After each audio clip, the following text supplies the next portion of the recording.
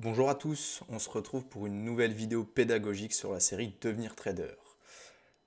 Au sommaire de cette vidéo, on va voir qu'est-ce qu'un indicateur, comment il est calculé, le problème des débutants avec l'utilisation des indicateurs, la seule notion utile à mon avis avec les indicateurs, un exemple, une conclusion et un disclaimer.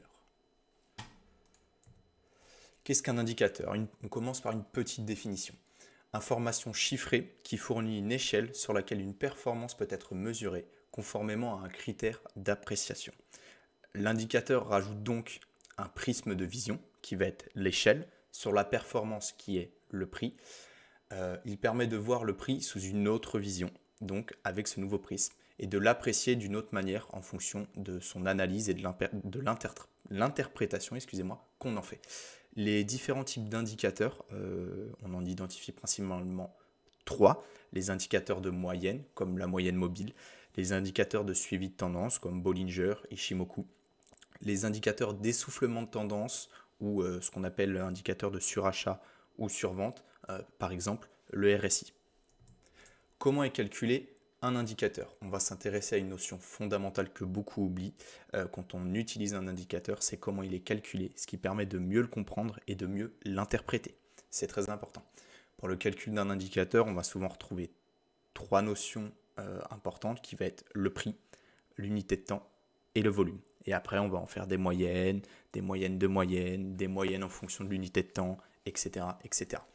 Par exemple, pour le RSI, on a RSI N, donc N qui va être l'unité de temps, égale 100 moins, on ouvre les crochets, 100 divisé par 1 HN, divisé par BN, on ferme les crochets. Où N du coup est la période considérée, donc l'unité de temps, H, une moyenne des mouvements de prix à la hausse sur la période N, et B, la moyenne des mouvements de prix à la baisse sur la période N. Je vous conseille, si vous utilisez des indicateurs, de vraiment creuser comment ils sont calculés, comment les configurer au mieux en fonction de l'analyse qu'on souhaite en faire. C'est très important. Un deuxième exemple avec le calcul de la VWAP qui prend en compte le prix et le volume. Donc on a VWAP égale somme du prix moyen fois le volume divisé par la somme des volumes. Le calcul se fait en fonction de la période sélectionnée. Par exemple, session, semaine, mois, année, etc. Le problème des débutants avec l'utilisation des indicateurs. Le problème est que les débutants en trading vont souvent commencer par construire des setups de trading autour d'indicateurs, car cela est plus simple pour analyser le prix. L'indicateur a cette notion un petit peu de prédiction que l'on aime tant quand on débute. Par exemple, avec le RSI qui va indiquer quand la tendance s'essouffle dans les zones de surachat ou de survente. Le problème est là. Pourquoi vouloir se rajouter un prisme de vision sur une performance qui est le prix, qui est déjà extrêmement compliqué à analyser avec la vision de base. Je pense que commencer à analyser des graphiques avec des indicateurs est dangereux car il va vous mettre des œillères et oblitérer la vision que vous avez de l'analyse basique du prix. Les indicateurs sont pour moi utiles quand on commence à avoir un bon niveau en trading car ils vont nous permettre de simplifier et d'automatiser l'analyse de vos graphiques tout en gardant à l'esprit comment et pourquoi le prix évolue grâce à son expérience dans l'analyse graphique que j'appelle de base. Donc c'est par celle-ci qu'on commence même si c'est la plus compliquée.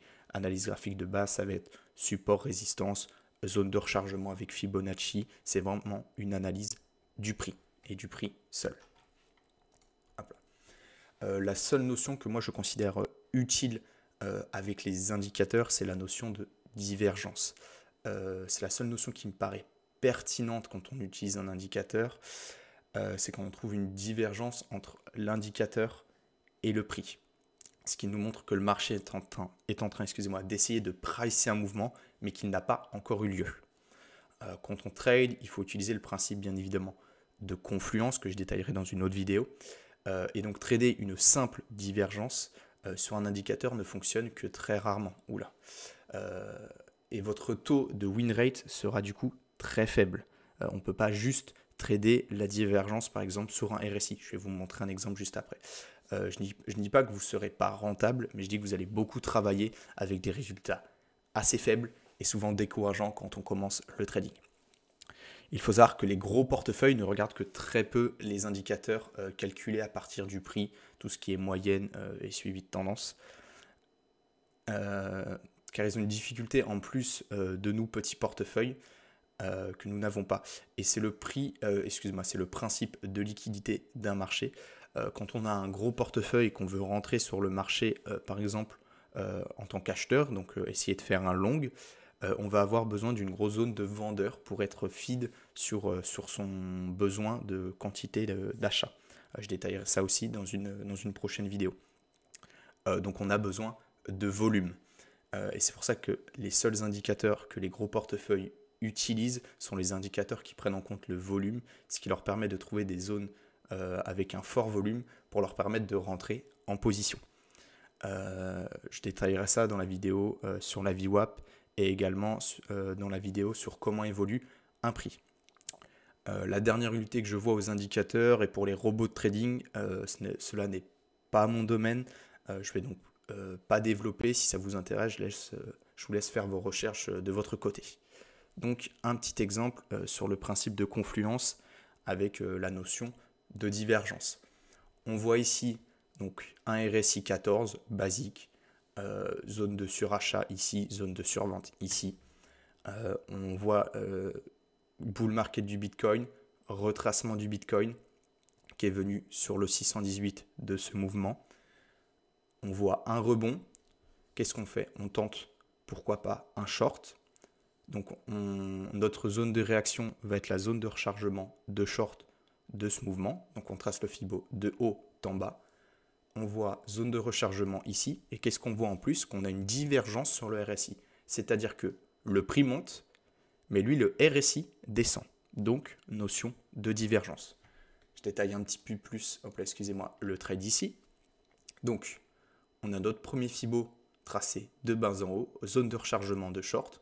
On rentre au 618 en ordre limite. Dès qu'on est feed, on vient regarder la réaction en plus petite unité de temps.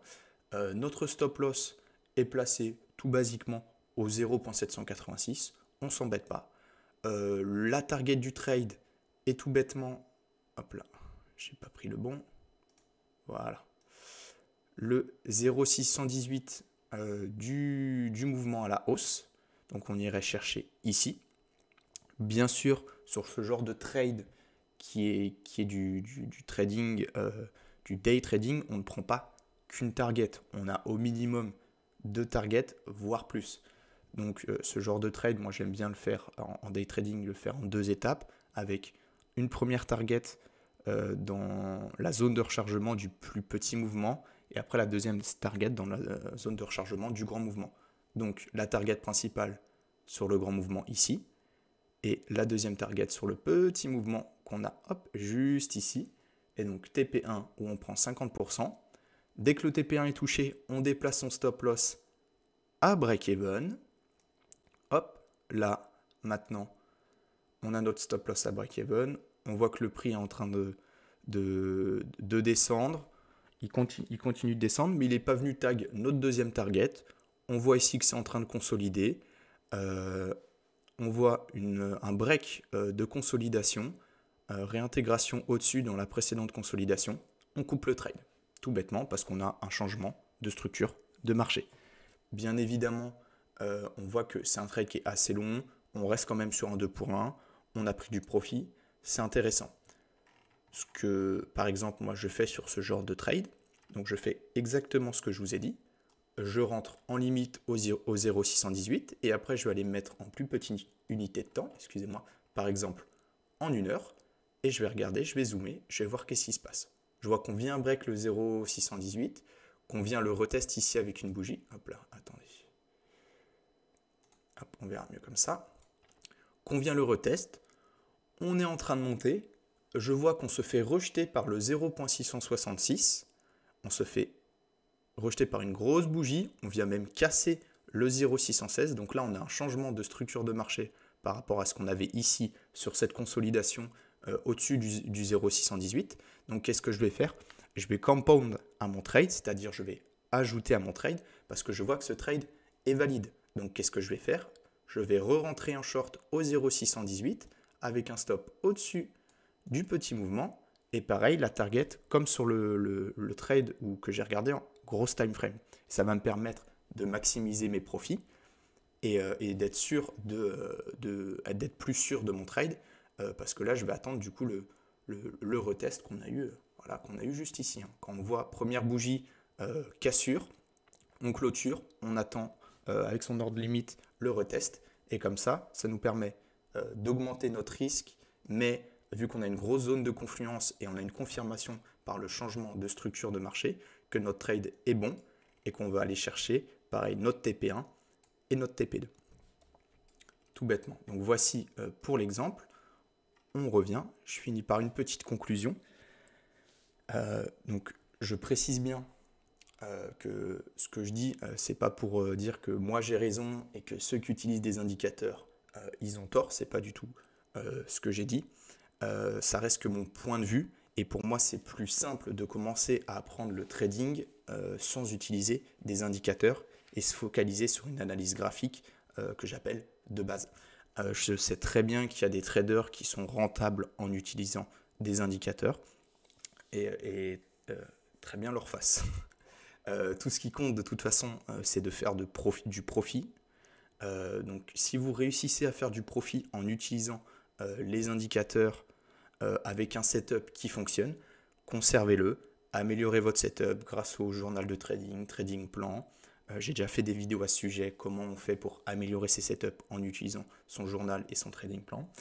Au contraire, si ça fait plusieurs mois que vous êtes en train de faire du trading, vous utilisez plusieurs indicateurs, que votre graphique est bourré d'indicateurs à ne plus savoir quoi en faire, vous êtes perdu, ce serait peut-être bien de commencer à tout nettoyer, mettre un graphique plus propre et se reconcentrer sur de l'analyse graphique de base. On va juste analyser le prix et pas se mettre plein de prismes de vision, plein d'indicateurs, à se dire ok, en fait c'est la moyenne de ci, de ça. Analyse de base, prix, support, résistance, zone de rechargement, ça fonctionne très bien.